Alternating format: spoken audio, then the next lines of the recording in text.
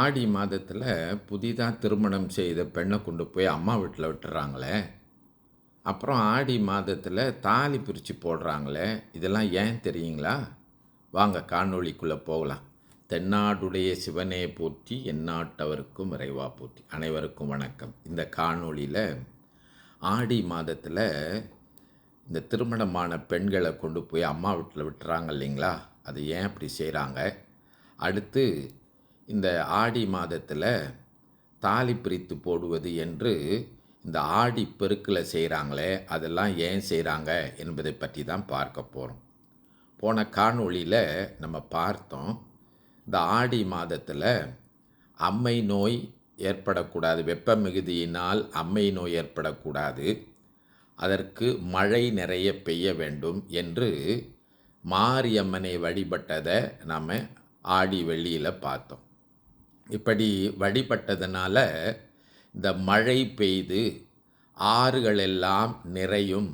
அப்படி ஆறுகள் நிறைந்து ஆற்று நீர் வருகின்றதே, அதை அவர்கள் கடவுளாக மாரியம்மனுடைய திருவுருளாக பார்த்தார்கள்.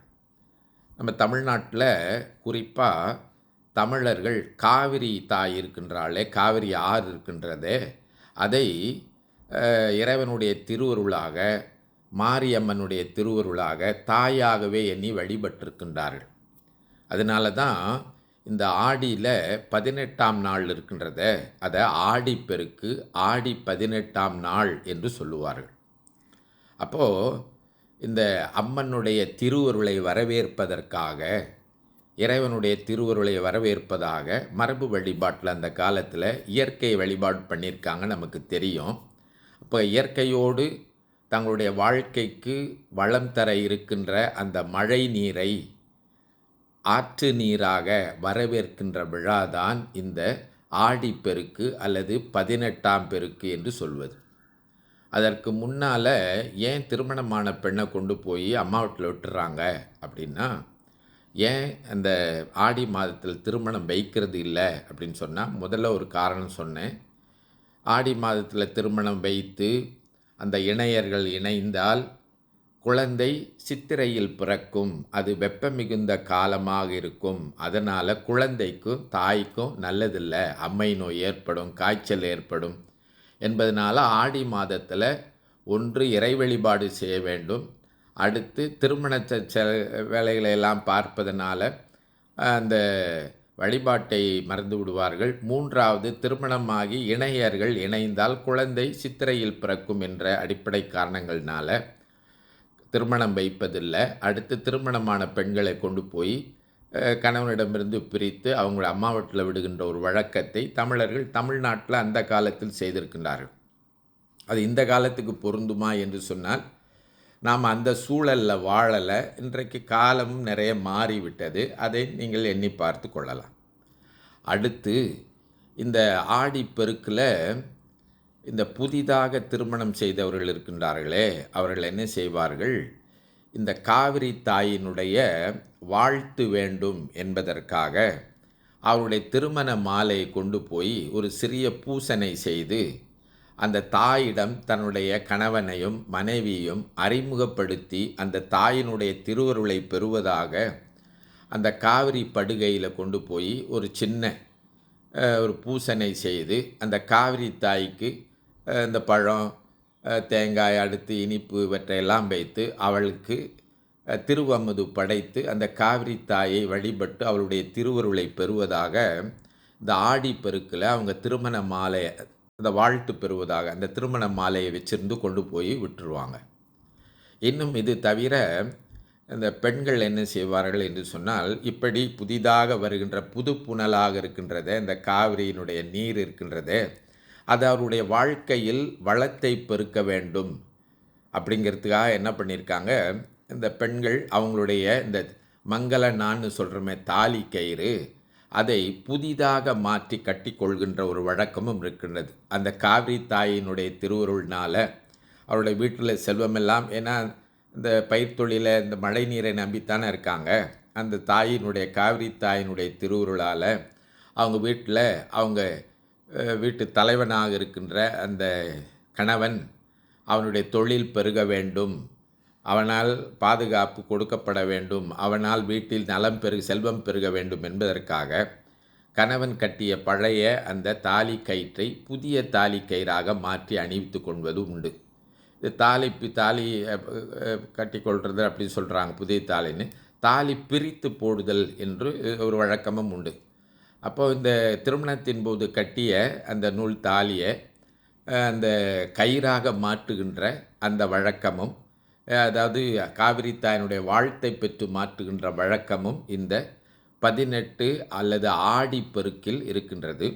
இது தவிர இந்த ஆடிப்பெருக்கில் புது தொழில் ஆரம்பிக்க வேண்டும், குறிப்பாக ஏதாவது புது முயற்சிகள் மேற்கொள்ள வேண்டும் என்பதற்காகவும், அது இந்த காவிரி தாயினுடைய நீர் துணையோடு தான். நீர் இல்லை என்றால் எந்த தொழிலும் செய்ய முடியாது இல்லைங்களா?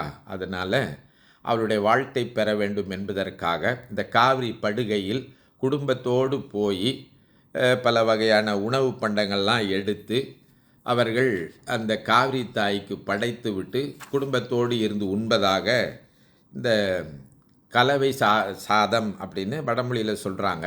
கலவை சோறு எடுத்து போகிறது. குறிப்பாக பார்த்திங்கன்னா தேங்காய் சோறு, எலுமிச்சை சோறு, புளி சோறு, தயிர் சோறு, பொங்கல், இவற்றையெல்லாம் இனிப்பு பொங்கல் இவற்றையெல்லாம் எடுத்து போய் அந்த காவிரி படுகையில் காவிரி தாய்க்கு படைப்பதாக படைத்து பிறகு குடும்பத்தோடு அமர்ந்து உண்டு மகிழ்ந்து புத்துணர்ச்சி பெற்று வந்து புதிய சிந்தனையோட வாழ்க்கையில் முயற்சி செய்ய வேண்டும் என்கின்ற அடிப்படையில் இந்த காவிரி தாயினுடைய வழிபாட்டை செய்திருக்கின்றார்கள். எனவே இந்த ஆடிப்பெருக்கு என்பது ஆடி மாதத்தில் காவிரியினுடைய நீர் பெருக்கி வருகின்ற அந்த நீரை வரவேற்று அந்த நீரை அம்மையினுடைய திருவருளாகவே எண்ணி இயற்கையோடு வாழ்ந்த மக்கள் தங்களுடைய தொழிலில் முன்னேற வேண்டும் என்பதற்காக இப்படி செய்திருக்கின்றார்கள்.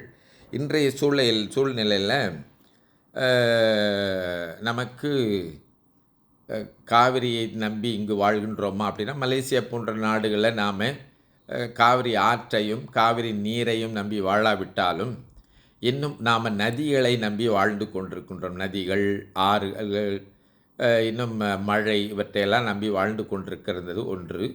இன்னொன்று, நாம் தமிழ்நாட்டிலிருந்து இங்கு வந்து இருக்கின்ற புலம்பெயர்ந்து வாழ்கின்ற தமிழர்களாக இருப்பதனால் அங்கு ஏற்பட்ட அந்த பழக்கத்தை இன்னும் நாம் இங்கு பின்பற்றி கொண்டிருக்கின்றோம். இன்னும் கூட நம்ம சிந்தித்து பார்க்கலாம். இன்றைய சூழலில் நாம் வாழ்கின்ற சூழலுக்கு ஏற்ப இன்னும் அந்த மரபை சார்ந்து செய்யக்கூடிய வழிபாடுகளை நாம் சிந்தித்து பார்த்து செய்வது நலம். இருப்பினும் இந்த ஒரு கருத்து நிலவுகிறது. இந்த காவிரி ஆறு ஆற்றில் கடலில் கலப்பதனால அந்த காவிரி தாயினுடைய திருவருள் இங்கும் நமக்கு கிடைக்கின்றது என்பதனால தான் இப்போ மலேசியா போன்ற நாடுகளில் இப்போ மாரிப் கடற்கரை இன்னும் இருக்கக்கூடிய சில கடற்கரைகளில் அந்த வழிபாட்டை இன்னும் தொடர்ந்து செய்கின்றார்கள். எனவே இந்த 18ஆம் பெருக்கு எனப்படுவது, ஆடி பெருக்கு எனப்படுவது, இந்த நீரை அம்மனுடைய திருவுருளாக எண்ணி வழிபடுவது என்கின்ற கருத்து தான் என்பதனை புரிந்து கொண்டு அதற்கு ஏற்றவாறு நாம் அந்த வழிபாடுகளை செய்தோமேயானால் சில நம்ம இந்த நம்பிக்கைகள் சில வேளையில் சில கேள்விகள் எழுதான் இல்லையா, நமக்கு தாலி பிரித்து போடலாமா, ஆடி மாதத்துக்கு அம்மா வீட்டுக்கு தான் போய் ஆகணுமா, இது போன்ற கேள்விகளுக்கெல்லாம் நமக்கு விடை கிடைக்கும். இப்போ ஆடி மாதத்தில் அம்மா வீட்டுக்கு போய் தான் ஆகணுமா அப்படின்னு பார்த்தீங்கன்னா, இப்போ மலேசியாவில் சித்திரையில் குழந்தை பிறக்கிறதுல ஒரு சிக்கலும் இல்லை. அப்போ அதனால் அதை எண்ணி பார்த்து கொள்ள வேண்டியதுதான். இந்திய சூழ்நிலைக்கு நாம் வாழ்கின்ற சூழலுக்கு ஏற்ப சில பழைய பழக்க வழக்கங்கள் இன்னும் பொருத்தமாக இருக்கின்றதா என்று எண்ணி பார்த்து அவற்றை பின்பற்றுவது நலம் என்று சொல்லி இந்த அளவிலே நிறைவு செய்கின்றேன். தென்னாடுடைய சிவனே போற்றி, எந்நாட்டவர்க்கும் இறைவா போற்றி. திருச்சிற்றம்பலம்.